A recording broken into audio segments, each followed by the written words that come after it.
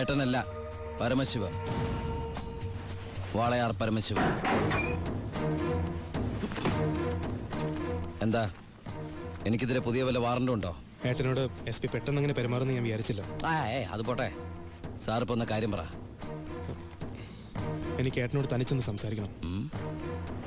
അച്ഛാ, എല്ലാരും പോയട്ടെ, പോയി ജോലി ചെയ്യേ. പറയേ. ഏട്ടന്റെ പേരിലുള്ള ആ കേസിന് ഇനി കോടതി വിധിയെ മാത്രം പേടിച്ചാൽ മതി. അതെനിക്കറിയാം. ഇനി ഈ തൊഴിൽ വേണ്ട. അങ്ങനെ പെട്ടെന്ന് അവസാനിപ്പിക്കാൻ പറ്റുന്നല്ലേ ഈ പണി? ഒരുപാട് കമ്മിറ്റ്മെന്റ്സ് ഉണ്ട്. ആരോട്? അതൊന്നും പറഞ്ഞാൽ നിനക്ക് മനസ്സിലാവില്ല.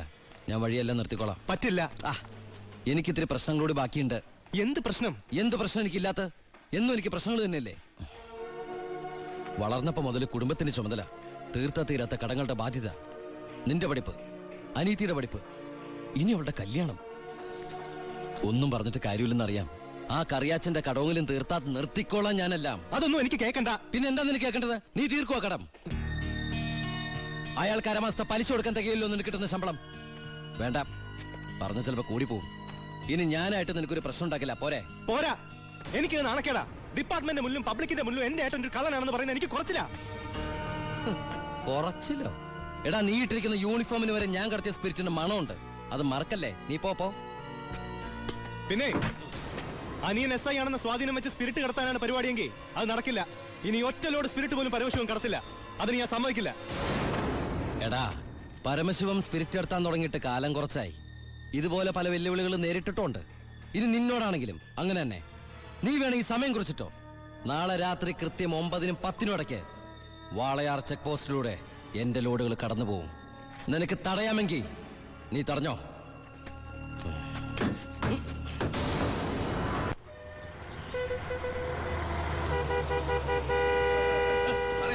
എടുത്ത് മാറ്റണോ?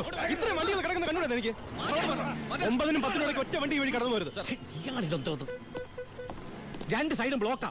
1 മണിക്കൂറൊക്കെ ചെക്ക് പോസ്റ്റ് അടച്ചിടുക എന്ന് പറഞ്ഞാൽ അത് വേണോ? താനിപ്പോ ഞാൻ പറയുന്ന പോലെ കൊണ്ട് കേട്ടാ മതി. എടുത്ത് മാറ്റണോ വണ്ടി?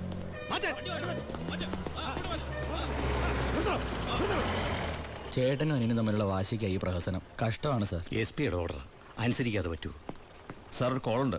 ആരാടോ? SP ആണ് സാർ. സർ, പാലക്കാട് ചിറ്റൂർ വൻ തീപിടുത്തം. നമ്മുടെ ഫയർഫോഴ്സ് സഫീഷ്യന്റ് അല്ല. കോയമ്പത്തൂർ ഇൻഫോം ചെയ്തിട്ടുണ്ട്. ഏത് നിമിഷം അവിടുന്ന് ഫയർ എഞ്ചിൻ വരും. So open the check post and clear the route. Coimbatore fire force വരുന്ന എല്ലാ ചെക്ക് പോസ്റ്റുകളും ഓപ്പൺ ചെയ്യണം. അറിയാം സർ. ആ ബാരിക്കേഡ്സ് എടുത്ത് മാറ്റൂ. ക്വിക്ക്. മതിക്കോ.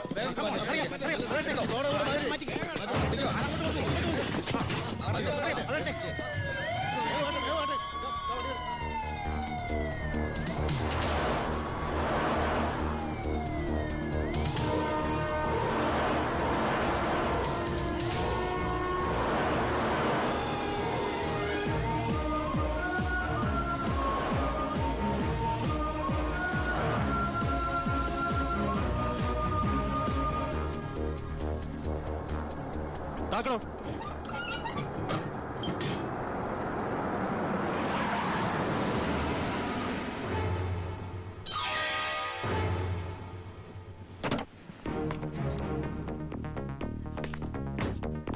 പാലക്കാട് ചിറ്റൂരിൽ വലിയ തീപിടുത്തം.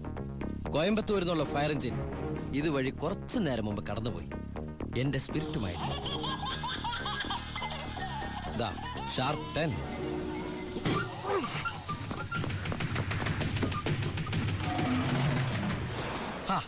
വിഡിത്തം കാണിക്കല്ലേ ബാലി സാറേ. ഫയർ എഞ്ചിന്റെ ഒക്കെ പിന്നാലെ പിടിക്കാൻ നമ്മുടെ ഈ സർക്കാർ ജീപ്പിന് കഴിയൂ? വെല്ലുവിളികളാവാം, പക്ഷേ അത് നിന്നേക്കാൾ 4-5 ഓണം കൂടുതലുണ്ടവനോടാവരുത്. വരട്ടെ സബ് ഇൻസ്പെക്ടർ ബാലു ദാമോദർ.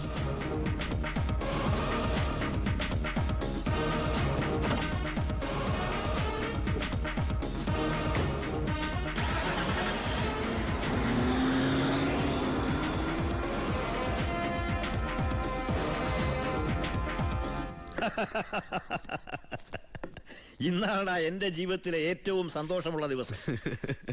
അവൻ തോക്കണം, തോറ്റു തൊപ്പിയിടണം, അവസാനം ആ തൊപ്പി വലിച്ചെറിഞ്ഞ് മുട്ടുമടക്കണം. ശിവ, നീ എന്താ ഒരു സന്തോഷമില്ലാതിരിക്കുന്നേ?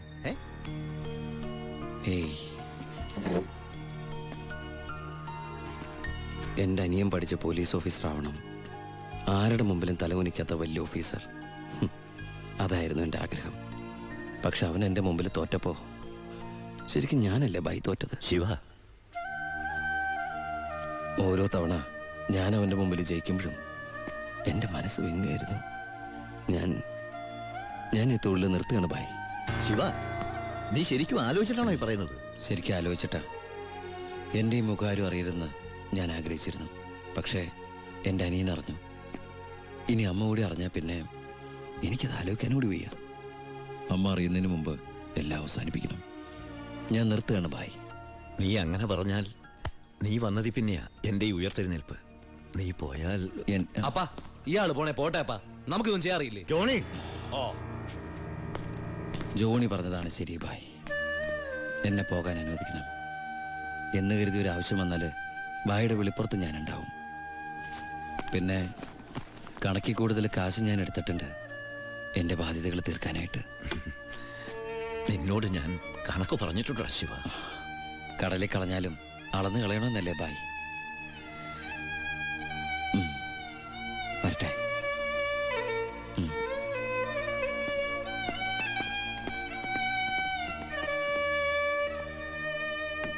ഇപ്പോഴാ നീ ഒരു ആൺകുട്ടിയാണെന്ന് എനിക്ക് തോന്നിയത്. അച്ഛന്റെ കടങ്ങളെല്ലാം വീട്ടി.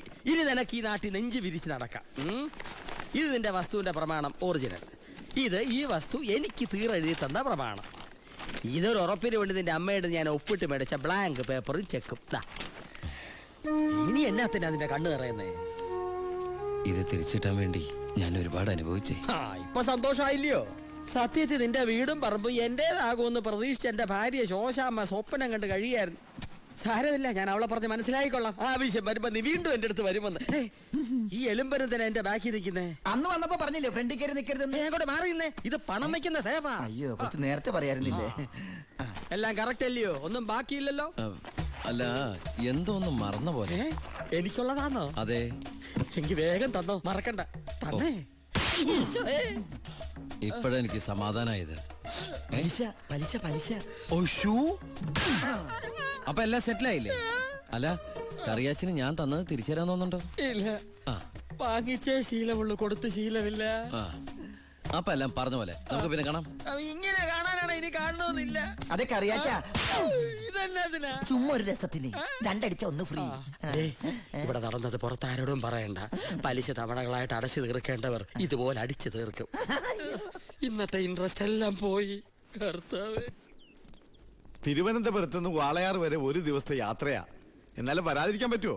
പ്രത്യേകിച്ച് ഉണ്ണി വന്നു എന്നറിഞ്ഞപ്പോ.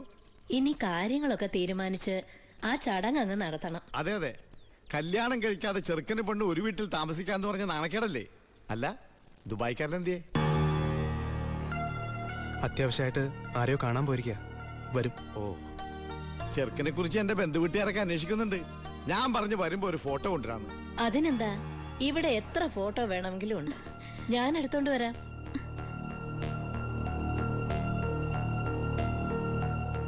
അമ്മേ, ഫോട്ടോ ഒന്നും കൊടുത്തു വിടണ്ടമ്മേ. അതെന്താ?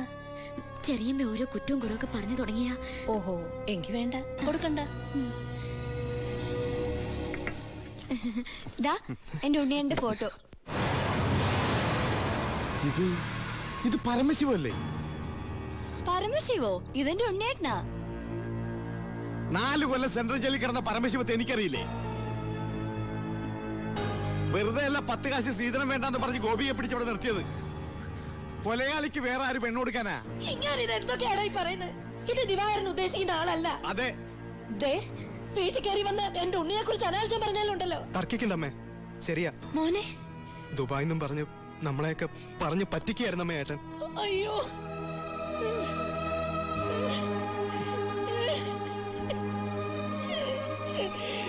അയ്യോ.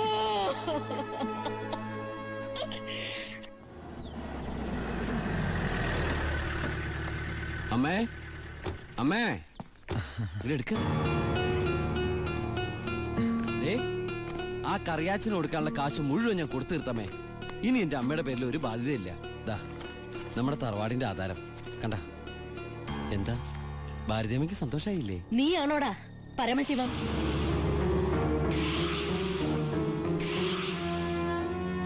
ചോദിച്ചത് കേട്ടില്ലേ? നീയാണോ പരമശിവം? അമ്മേ, ആരതൊക്കെ? നീ പരമശിവല്ലെന്ന് എന്റെ മുമ്പിൽ വെച്ച് പറയണ നിന്റെ അമ്മയോട്. സാർ,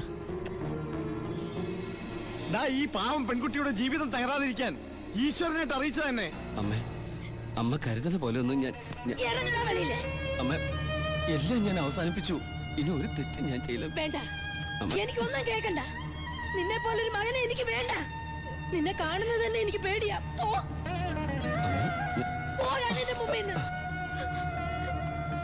ഗോപിയെ, എടുക്കടി നിന്റെ ബാഗ് സാധനമൊക്കെ. നിങ്ങളൊക്കെ കൂടി നശിപ്പിച്ചത് ഈ പെൺകുട്ടിയുടെ ജീവിത. ഇനി ആര് കെട്ടുള്ളേ? അവള് വരുന്നില്ല. ഗോപിക എന്റെ മോനെ കൊണ്ട് കെട്ടിച്ചോളാമെന്നാണ് ഞാൻ നിങ്ങളോട് വാക്ക് പറഞ്ഞത്. അത് തന്നെ നടക്കും. എനിക്ക് ആ മക്കള് രണ്ടാ. അമ്മേ,